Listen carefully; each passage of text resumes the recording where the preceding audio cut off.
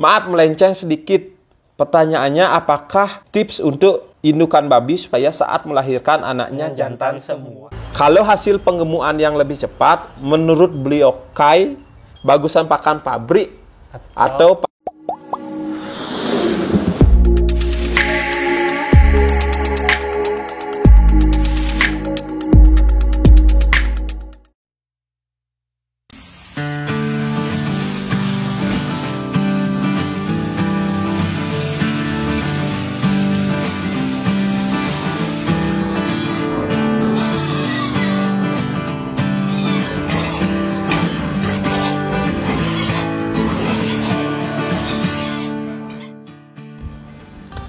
Om Swastiastu. Berjumpa kembali sahabat Oki Made Channel. Melihat dari komentar-komentar teman-teman dan semeton Oki Made Channel yang ada pada konten saya sebelumnya, jadi pada video kali ini saya akan membuat video tentang Q&A atau menjawab kolom-kolom komentar yang beberapa dari komentar tersebut rasanya kurang afdol atau kurang jelas jika saya jelaskan secara tulisan. Jadi hari ini saya buatkan video khusus untuk menjawab dan langsung diskusi bersama teman saya. Dan untuk lebih lanjut langsung saja kita berkenalan bersama beliau Ki yang ada di samping saya, dan beliau sudah berkecimpung juga di dalam dunia peternakan atau perbabian. Saya Oki Diantara dan juga ini perkenalkan dulu beli. Om Swastiastu, saya Putu Oki Estawibawa. Saya juga peternak babi sudah kurang lebih dari 10 tahun yang lalu. Ya mantap, 10 tahun. Dan sahabat Oki Made Channel, tadi kita sudah berkenalan dengan beliau Oki yang hari ini saya ajak berdiskusi dalam menjawab beberapa pertanyaan-pertanyaan tentang kolom komentar yang ada di konten saya sebelumnya. Jadi untuk itu langsung saja tanpa membuang-buang waktu, kita langsung aja ke pertanyaan yang pertama. Oke, siap beliau Oki? Siap. Ya langsung saya cari dulu ya.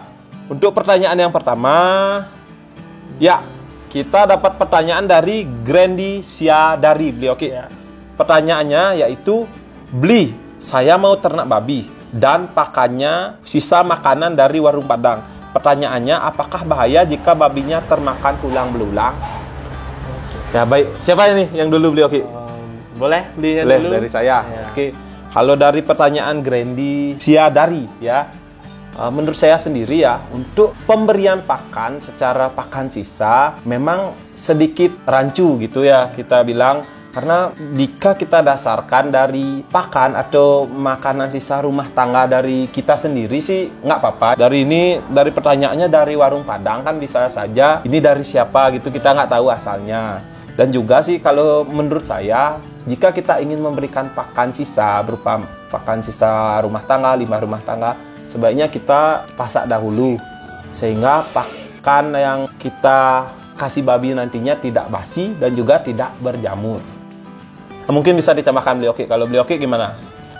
Kalau menurut saya untuk pakan sisa dari warung Padang ini kan seperti yang dibilang saudara Oki, juga kan belum sanitasinya tuh belum bagus, jadinya kayak masih mengandung bakteri, virus dan sebagainya. Betul. Dan tidak baik untuk ternak, kecuali boleh pakan sisa dari dapur sendiri itu boleh. Kan karena itu kan pakan sisa dari kita sendiri, jadinya boleh diberikan gitu. Dikarenakan kan sekarang kita masih memasuki masa pandemi ISF yang melanda peternak babi di Bali ya, khususnya di Bali ya, seperti itu. Jadi kita harus lebih hati-hati dalam pemberian pakan, apalagi pakan sisa ya, gitu ya. Benar, pakan sisa, sanitasi dari kandang itu penting. Betul. Maka perlu diperhatikan lebih ke depannya bagaimana. Dan untuk jawaban dari saudara Grandi Siadari, ya. Jadi lebih baik dihindari dulu, bukan tidak boleh, lebih tepatnya seperti itu. Ya. Seperti itu sih, memang dari luar memang sebaiknya kita hindari ya beliau Oki ya.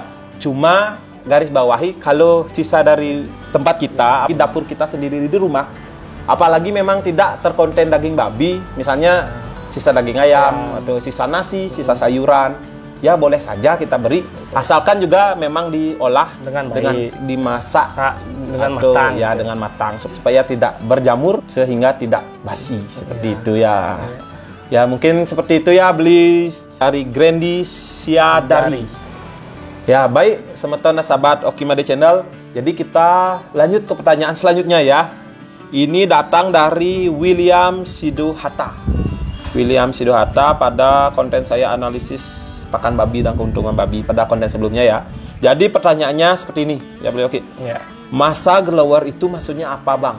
Jadi untuk masa grower seperti yang saya tahu ya, seperti yang saya alami sendiri juga, masa grower di mana masa setelah masa starter pada umur 40 sampai dengan 1 bulan biasanya saya masukkan pada masa starter. Kemudian setelah itu baru saya masukkan pada masa grower. Jadi gitu seperti pandangan saya sendiri.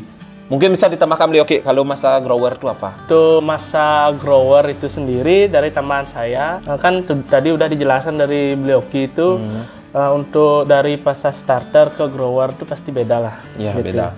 Untuk fase grower ini sendiri, di mana babi itu pertumbuhan babi itu lebih cepat dia Ya. dan membutuhkan konsentrat atau pakan yang lebih bagus. Lebih bagus. Dan di mana untuk penyerapan pakanan atau nutrisi yang diberikan tuh lebih cepat diserap oleh tubuh babi seperti itu.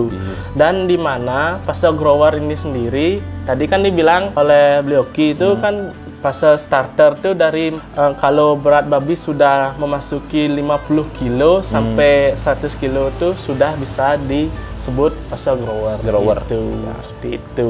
Ya kurang lebih seperti itu ya semeton. Mungkin kalau ada tambahan nanti bisa ditambahkan. Jadi kita di sini hanya berbincang-bincang ringan seperti apa yang kita ketahui berdua sehingga kita bisa saling sharing gitu ya beliau Oki ya. Ya seperti itu. Mungkin bisa nanti diterima ya untuk William Sidohata. Terima kasih pertanyaannya. Baik semeton Oki Made Channel. Kita lanjut lagi ya beliau Oki berbincang-bincang. Kemudian ada nih pertanyaan sedikit lucu juga sih pertanyaannya dari Lailangan. Maaf melenceng sedikit. Pertanyaannya, apakah tips untuk indukan babi supaya saat melahirkan anaknya jantan semua? Karena di kampung saya harga babi jantan lebih mahal dibandingkan harga babi betina. Terima kasih. Oke, baik. Mungkin dari segi saya sendiri ya, tuh kita membuat babi jantan memang susah ya. Atau tidak bisa kita prediksi. Menurut saya sih kalau pengen babi jantan semua tuh sudah tidak mungkin ya, dikarenakan kan kita masih bergantung pada Tuhan kembali lagi kepada Tuhan nasib gitu. Emang sih kalau lebih ke penjualan ke yang jantan nih karena kan apa kan kalau yang jantan tuh proporsi berat badannya tuh kan lebih berat daripada babi betina seperti itu kan. Dan kembali lagi ke pertanyaannya. Kalau emang mau jantan semua ya tidak mungkin. Tapi kalau emang punya lebih dari satu, dijadiin satu jantan semua itu mungkin. Seperti itu gitu. Ya baik. Mungkin seperti itu ya. Jawaban dari kita karena ya bagaimana ya susah. Kembali kepada Tuhan lagi gitu. Kalau dikasih jantan tergantung gitu. Apa namanya takdirnya gitu. Seperti sedikit sharing juga beliau Oki. Waktu ini juga saya sempat nih yang terakhir ini emang sih jumlah anaknya sedikit cuma 6 ekor. Cuma dari 6 ekor tuh 5 jantan, 1 betina. Itu sih memang saya tidak prediksi juga seperti itu dan memang seperti itu lahirnya. Kemudian pada babi saya sebelumnya juga malah kebalikannya. Malah lebih banyak betina daripada jantan cuma 2 seperti itu beliau Oki. Jadi mungkin itu ya kita tidak bisa prediksi sih. Mungkin bisa di nanti atau perkembangan ilmunya ya. Mungkin ada persilangan gen apa untuk jantan. Untuk jantan aja. Jadi kita sebagai peternak rumahan juga belum terlalu mendalami seperti itu. Ya benar. Ya. Mungkin seperti itu ya. Mungkin bisa diterima. Dari Lailangan gitu. Ya, baik kita next ke pertanyaan selanjutnya. Lanjut lagi. Sekarang kita kedatangan pertanyaan dari Prasetyo Hari. Ya. Pertanyaannya, kalau hasil penggemukan yang lebih cepat menurut beliau Kai bagusan pakan pabrik atau pakan rumahan atau fermentasi. Masih newbie Niki matur semua. Hai. Ya, baik. Ya kita di sini sama-sama belajar ya. Saya juga baru belajar juga. Jadi seperti yang pertanyaan ini, nah kalau masalah pakan, jujur nih ya beliau ya, seperti yang saya alami memang pakan pabrik memang cepat gemuk gitu. Seperti yang ditanyakan, yang lebih cepat penggemukannya yang mana? Jujur memang pakanan pabrik memang lebih cepat gemuk dan lebih cepat besar. Dikarenakan memang kandungannya yang sudah seimbang ya, dan apa saja kandungannya sudah mencakupi kebutuhan dari babi tersebut untuk pertumbuhannya. Tetapi jika kita bandingkan dengan pakan buatan, apalagi pakan fermentasi, di sini tujuan awal dari pemberian pakan fermentasi itu untuk menekan dari biaya pakan. Ya, sebenarnya seperti itu. Menekan biaya pakan, jadinya kita sebagai peternakan rumahan kan ingin mempunyai banyak keuntungan. Nah, seperti itu ya namanya berbisnis. Karena kita kan berbisnis namanya gitu. Saya rasa sih memang segitu, memang yang lebih cepat memang di pakan pabrikan, tapi jika kita terbatas atau berhubungan dengan biaya pakan, memang yang bagus sih memang pakan fermentasi dicampur dengan pakan fermentasi pabrik gitu ya. Kalau beli mungkin ada tambah lagi dikit tuh. Menurut saya untuk tambahan dari beli ini kan untuk pakan pabrik itu kan udah pasti tidak lebih ekonomis daripada pakan fermentasi, dikarenakan biaya yang dikeluarkan akan lebih sedikit. Itu yang pertama.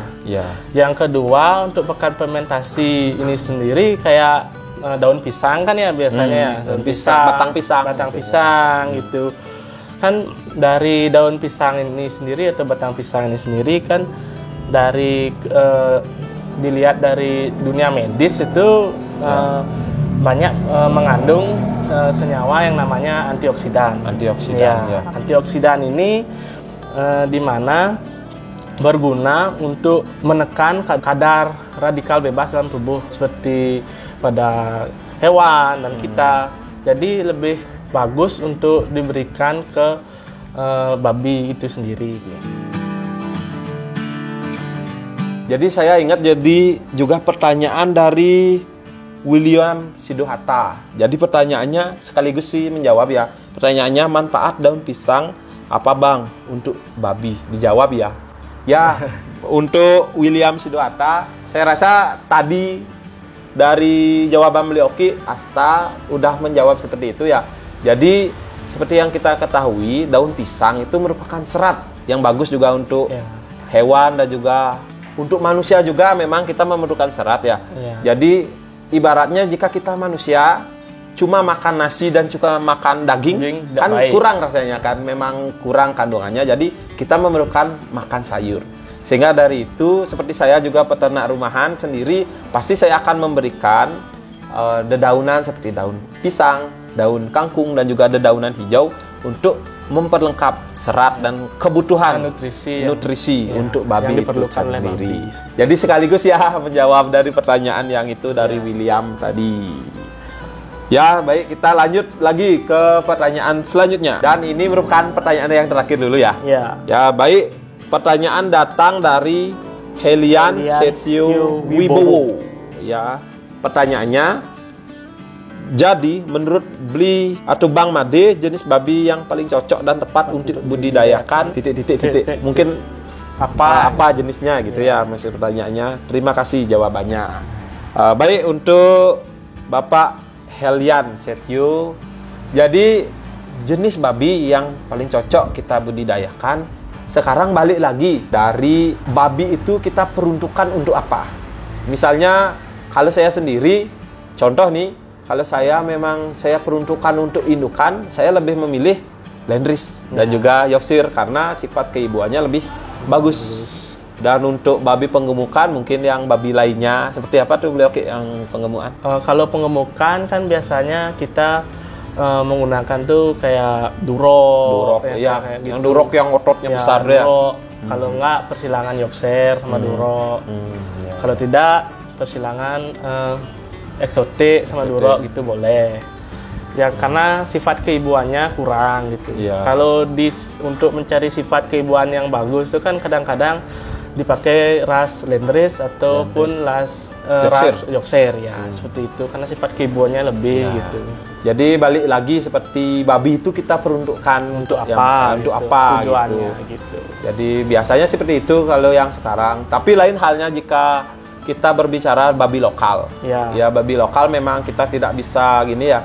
Memang jenis babinya seperti itu, jadi memang pemeliharaannya juga lama ya beliau ya. Lama kalau babi Lebih lokal. dari 6 bulan biasanya ya. Yang biasanya sih lokal. Kalau kita di sini di Bali kan lokal yang hitam Yang tuh ya. hitam tuh. Nah, memang bentuknya sih lebih kecil seperti itu. Ya. Ya mungkin seperti itu ya Bapak Setio tadi ya. Untuk jawaban dari kami. Semoga membantu Semoga membantu jawaban dari kami. Ya.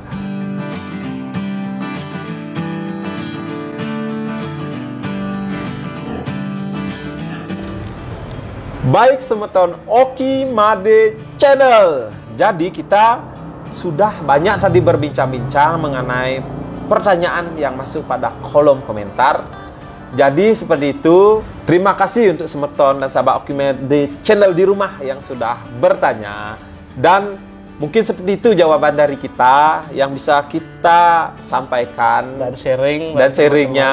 Kurang lebihnya kita minta maaf. Mungkin ada kesalahan kata, kesalahan kesalahan penjelasan dan juga jawaban. Seperti itu yang kita alami dan seperti itu yang kita sharing kepada semeton dan sahabat Oki Made Channel di rumah. Dan juga kita sekarang sudah berada di penghujung. Saya ucapkan terima kasih ya beliau Oki Asta. Terima kasih. Sudah menyempatkan waktunya yang sibuk pada mampir dan berdiskusi bersama untuk kita saling berbagi kepada sahabat dan semeton Oki Made Channel yang ada di rumah. Jadi sahabat dan semeton Oki Made Channel, terima kasih telah menyaksikan video ini sampai akhir. Dan yang belum subscribe jangan lupa subscribe, like dan share dan komen juga. Sehingga teman-teman dan sahabat tidak ketinggalan video-video terbaru dari kami. Oke. Dan nantikan video kita selanjutnya. Oke, untuk itu terima kasih. Terima kasih. Bye.